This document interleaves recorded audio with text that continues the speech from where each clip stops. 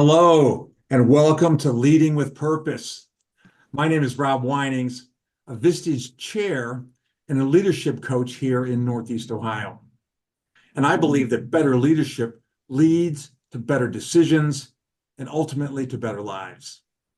This show is about spotlighting remarkable individuals who inspire us through their courage, discipline, and leadership in action. Today, I'm excited to welcome two guests that are both perfect examples of that. First off, let me tell you a little bit about Steve Wargo, an accomplished marathon swimmer and a true community champion. Every year, Steve swims the Cleveland Coastline, not for medals, but to raise awareness and critical funds for the Cleveland City Mission, which helps individuals and families break the cycle of crisis and poverty. We're going to explore what drives him and what he's learned about mental toughness and how his personal mission has made waves of change across our region. Steve, welcome. It's an honor to have you here today.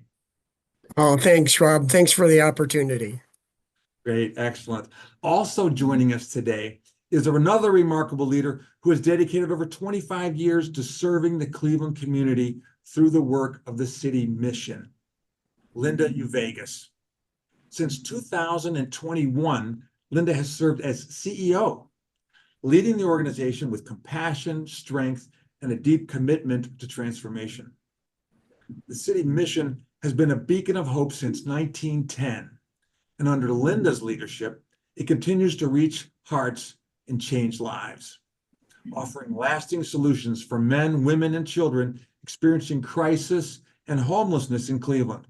Linda, thank you for being here and for the incredible work you and your team are doing every day. Yeah. Thank you so much, Rob. It's great to be here with both of you.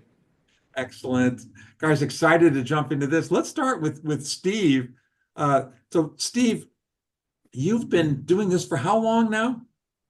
Oh, I've been a solo marathon swimmer for about 40 years. 40 years, holy mackerel. Now, you've done also, I've been following you for decades, literally. Tell us about some of the other things that you've done in your marathon swimming career. Well, the big one was swimming across Lake Erie. I'm the 16th person, and for about 10 years, I was the oldest person to swim across Lake Erie. Okay. Locally, also, I swam and ran across the Lake Erie through the Western Islands. And then most recently, in the last 7 years, I've been swimming the Cleveland Coastline. I've got a couple of other international swims behind me. I swam the length of the Sea of Galilee, which was a really special swim for me. And also the Strait of Gibraltar from Europe to Africa. Wow. Intercontinental swimming. Never heard of it before. Yeah. That's great, Steve. That's so exciting. Good. Yeah, Well, I know thanks. we're excited to talk about what you've learned in terms of developing your own leadership and what you've experienced, but you're also doing this for another reason. So tell us a little bit about why you're doing this swim. Well, so I've looked for a local charity a few years ago, and when I read the mission statement of the Cleveland City Mission, I immediately fell in love with the organization, and I'm just going to read it so that I get it right. And that is to provide help and hope to all people through the transforming power of God's love. And so I was immediately hooked. And then looking deeper, as we'll go into, there's so much more to the organization. Yeah. Oh, that's excellent. Great. It's a great segue to lead us to Linda. Linda, you became the CEO of this organization a little over 4 years ago, right? But tell us a little bit about your history with the organization and what took you there. Sure. Well, I started back in 2001, between 2003, as a volunteer. My husband and our 5 kids. Someone told me about the city mission. I had not heard about it before. So I said, well, I'm going to take a tour. we took a tour, and I just fell in love with the work of what the city mission was doing, just like Steve said. And it aligned with our faith and our belief and the dignity of individuals. So volunteered, and then they hired me as a security guard, which is pretty funny. My kids thought that was pretty fun. But I am pretty tough, just so you know. Yeah. And then I worked in the kitchen, and then they asked me to be the assistant program manager and manager of our women's facility. I loved it, and I was just in love with again what the mission does and who we get to serve. Then they asked me to be the chief operating officer, and I said yes. I served as the COO for 6 years. And then about 4.5 years ago, our CEO retired, and the board appointed me to be the CEO. And it's just been an incredible journey. And through that time, I got my bachelor's degree and my master's degree in nonprofit and leadership. So it's That's been excellent. incredible. That's great, Great. Linda. Good, good. Well, Awesome. I know, one of the things that I discovered following Steve is that the city mission is a lot more than just really a soup kitchen for the poor. Linda, I've got a few images here. Can you just share a little bit about what these are and what does the city mission do? Yes. And I just so appreciate you recognizing that and say it's not just a soup kitchen. We are a program. And in this picture, these are one class of our graduates from our men's crisis center, the Crossroads program. These men engage in a 9-month program, 9 to 12 months, where they're in classes and they're getting case management, workforce development, working on their credit scores, saving money. All of those things to prepare them for independence. And they work very hard. So when someone comes to the city mission, they are really coming here on purpose, and they want to change their lives. We're not looking for just a quick stay of 30 days or a couple of days. These are individuals who are serious about making change in their life. Oh, that is great. Here's another interesting picture. Tell us about this one, Linda. Yes, these are our women who graduate, and that's our women's program called Laura's Home Women's Crisis Center. It's on the west side of Cleveland, and this is a mix of moms and single women. Single moms come with their children to Laura's Home as they need help. They may have experienced eviction or domestic violence or mental health or trauma, all of those things. And so to find a place that's safe for them and their children is so valuable for them because they have tried many other ways. They've usually stayed at a friend's house, stayed at a family member, and it's not a good place to raise a family. So they come to Laura's Home looking for that. Same thing with the men, looking for that transformation and looking to begin a new life. Oh, that's so good. How Great. about this one? So these are the kids. We love the kids, obviously. We have about 70 children residing at Laura's Home today, and they are, with their moms. During the day, the kids have childcare for infants to, school age. But in the summertime, we have the children all day, and we hire extra staff. We have summer interns that will help just for this summer. And honestly, the kind of comments I get from the kids, this is the best summer ever. I've never been here. They go field trips. We Great. have water park day. We just have so much fun. And it's what a blessing for these children who are in crisis in a homeless shelter, but they're experiencing safety, compassion, and care by our staff, and their moms are safe. Wow, that's so great. Linda, tell us about this. This is a relatively new initiative. It is. So we just opened, this is called Rosting Village Transitional Housing for Families. So one thing that is very evident in Cleveland and across the country is there is not enough safe, affordable housing. And women were staying at Laura's Home for an extended amount of time because there was nothing that they could afford. So we built 16 units of transitional housing on our campus at Laura's home. So when a mom and her children graduate the program, they have an option to apply for transitional housing, and they can stay there 18 to 24 months at no cost. The only requirement among some just basic policies is that they have to save 20% of their income.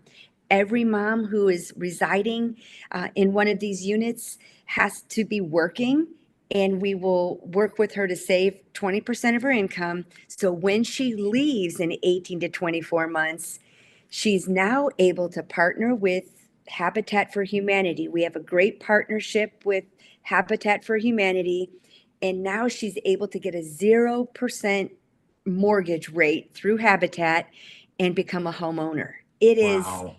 It's Great. life-changing for the children, for the family, from homelessness to being in our program, transitional, and to be a homeowner. It's a win for generations.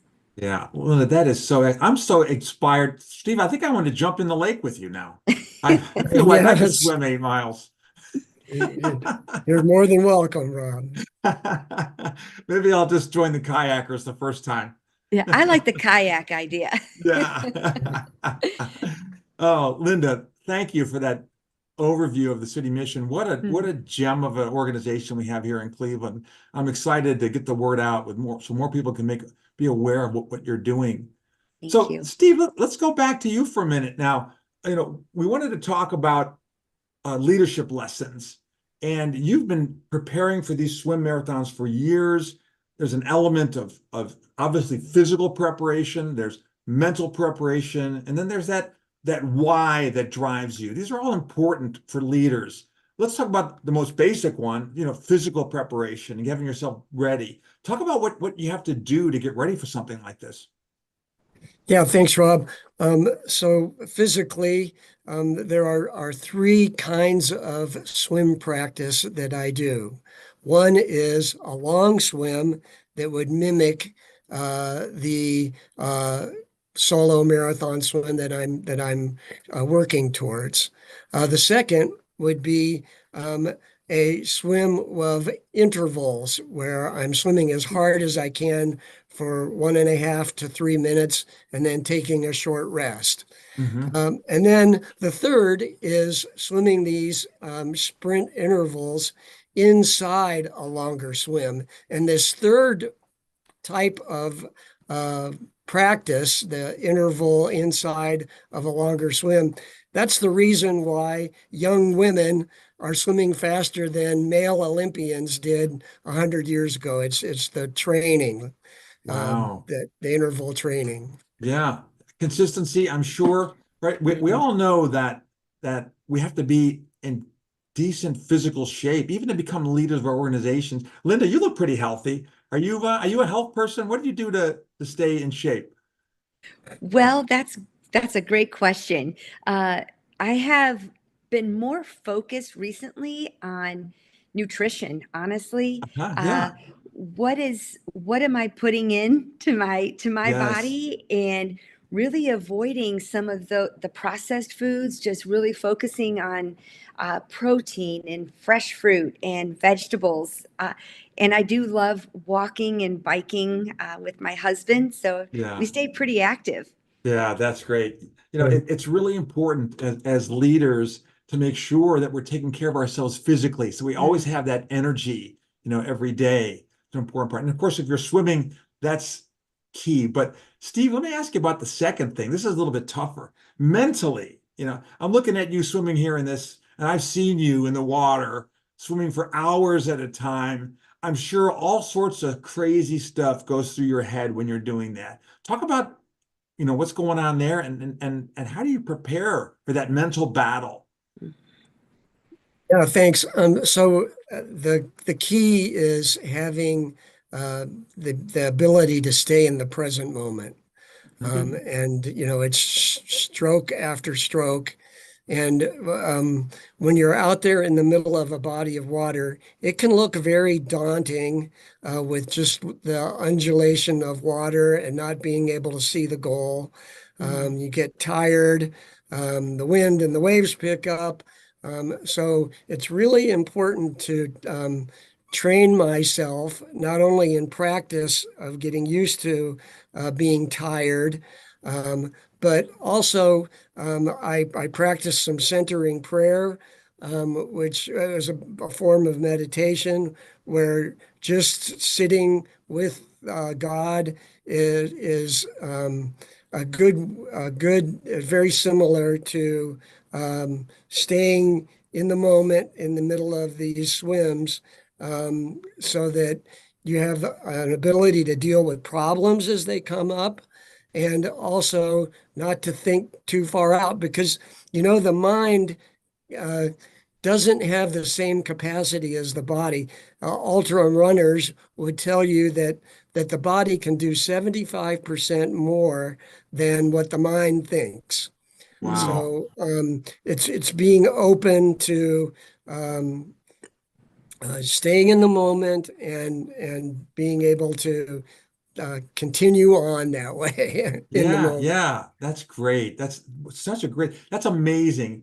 But we can do much more, but our minds limit us sometimes. Mm. Linda, I look at everything the city mission's doing and all the incredible things, and I imagine there might be a moment or two in your tenure where you were maybe a little worn down and said, "Oh my gosh, what gets you through those tough moments as a leader of that organization?" Mm. Wow, I am learning so much from you, Steve. I appreciate, a couple things I wrote down, just even the consistency that is so critical.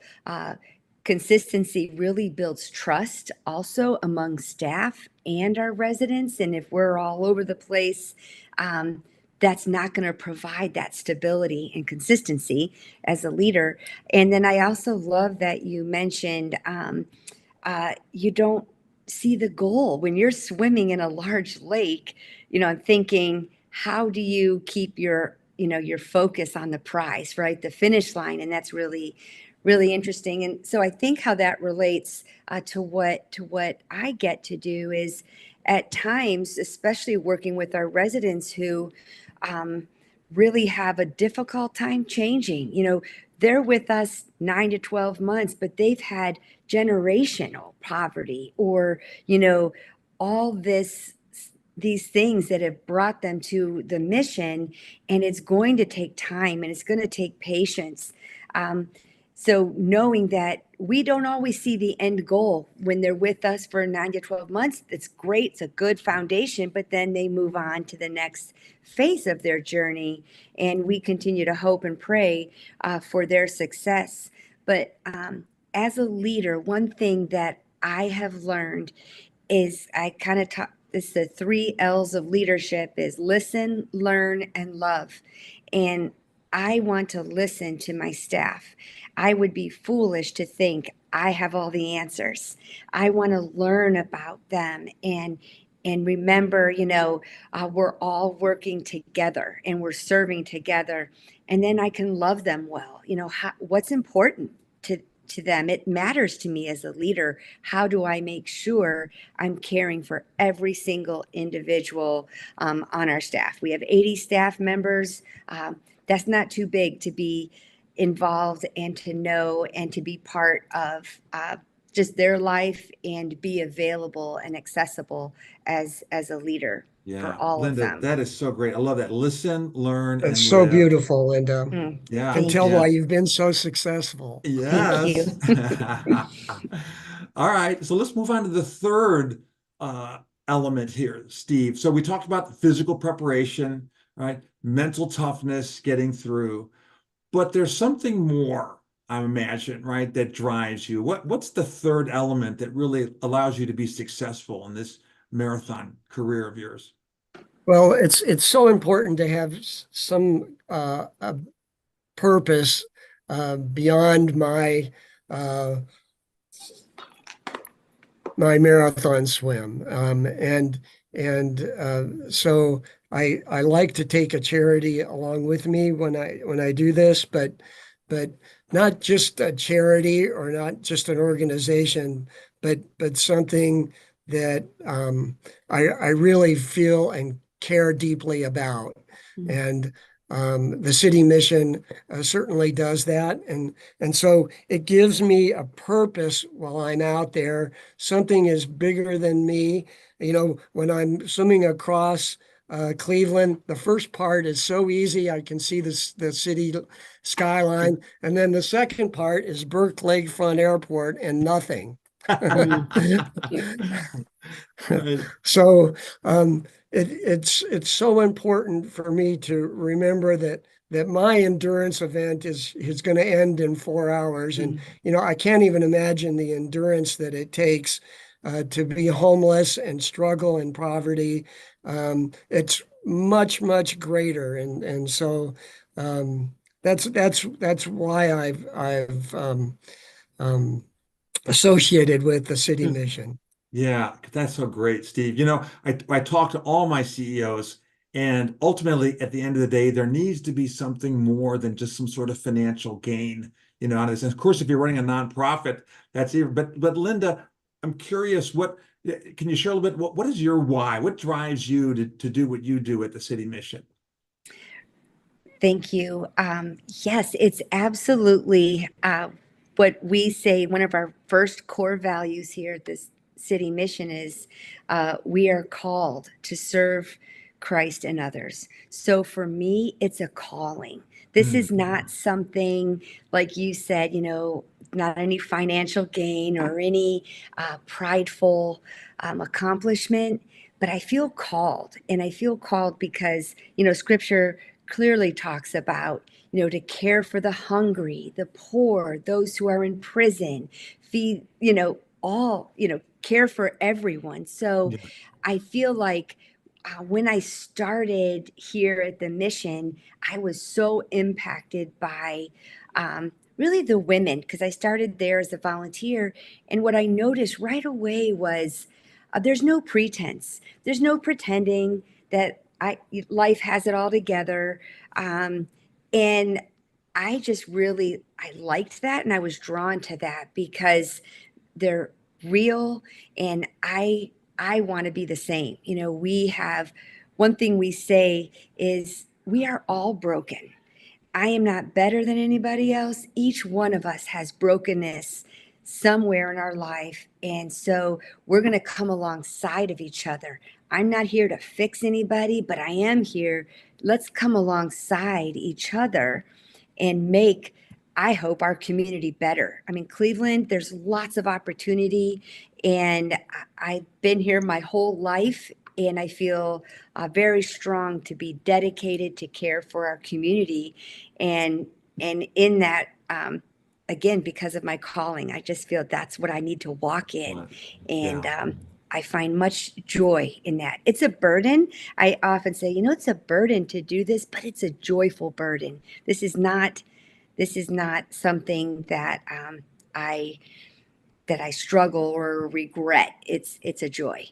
Yeah, yeah. So important. Linda, thank you. Yeah, that whole purpose is really kind of oftentimes can get us through those low points Mm, in our career where we're oh my gosh, it just the drudgery, the stress, but knowing that there's something more important driving you is really mhm. oftentimes what pushes a lot of the leaders through to the finish line. Great. I want to ask a couple crazy questions, Steve. I just have to go back. I know a lot of the people watching are going to say, okay, tell us a little bit about, you know, here, this is a crazy picture. I picked it out because here you are in the middle of the lake and you're smiling. What's going on here? Well, this is about 2 miles outside of Edgewater Park. You can see the Edgewater Yacht Club behind me. Mhm. And so every 30 minutes while I'm swimming, I'll stop and tread water, never touch the boat. Um, and my kayaker, who's just outside of the picture here, will hand me my replenishment drink or some other form of carbohydrate. It's important to get about 25 grams of carbohydrate every half hour so that you don't hit the wall later on in the swim. Okay. And so that's what's going on there. And yes, it was still early in the swim. So yeah, I was still smiling. Good. All right. So eventually you finish, right? Yeah, so Looking at this picture, your arms are raised, but man, I'm also looking at those waves behind you. What's going on here? yeah, well, I should fire my weatherman but I can't, it's me. So Okay. yeah, the Lake Erie that day turned out to be much, much rougher and Mhm. windier than what the predictions were. And yeah, so I swam through 5 foot sharp waves. At least they were all going my way, thankfully. Okay, So yeah. yeah, I felt like giving it one of those victory things uh, when I finished.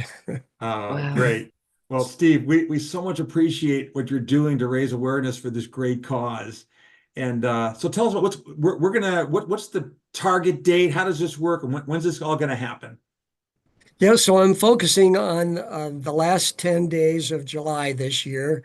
And so me and another objective person will watch the weather Ah, and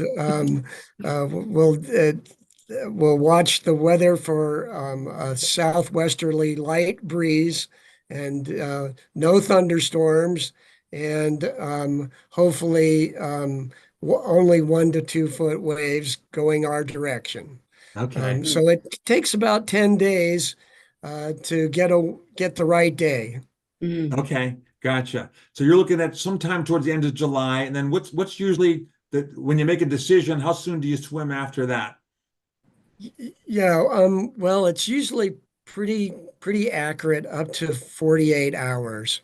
But Okay. it can be so changeable. Sometimes we've made the decision the night before, and I'm grateful to the people that have crewed for me that have been flexible, saying, Yeah. "Oh, well, it looks like it's going to be okay." So, Yeah. Okay. Mhm. Oh, good. Well, Wow. we'll certainly, Steve, we'll be in touch. We'll do some posting as well, so people know when this is happening. And I'd love to have you back after to tell us how the swim went. And thank you you, know, Rob. great. Linda, I can't thank you enough for sharing what you do with the City Mission and your incredible organization. Thank you so much for being with us today. Thank you. This was Linda, great. thank you very much, Linda, for allowing me to get out there for the city mission. I'm grateful. Thank you, Steve. I so appreciate you. I want to come out and watch. I'm coming. Oh, We'll see what we can do. Uh, Yeah. uh, we'll be posting a QR code. So if you're so moved, please click on the QR code and make a donation to the City Mission on behalf of Steve and his swim. And we'll be doing more posting and keeping you up to date on this exciting event as it happens. Great. And thanks everyone for being with us today on our program. God bless. thank you.